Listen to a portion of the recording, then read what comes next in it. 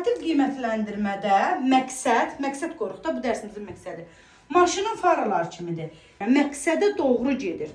Şagirdə olduğu yerdən olmalı olduğu yerə aparır. Öyrənmə üçün qiymətləndirmə deməkdir. Deməli, korrekte edici rəy səhvi anında düzəlt. Anında. Düzəlt. Təsvir edici rəy nə oldu? Detallı şəkildə şagirdin səhvini də düzünü də məlumatı verir. Konstruktiv rəy nə oldu? İdraka yönəlik olsun. Gələcəyə yönəlik olsun.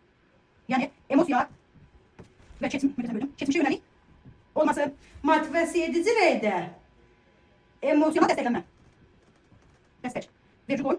Emosional rəy deyil. Gələn məzmunu da şagirdin proses boyunca verilən rəy, bir növ formativ rəy, nəticə isə summativ rəy, bir də məzmun, fənnin məzmununla bağlı verilən rəylərdir.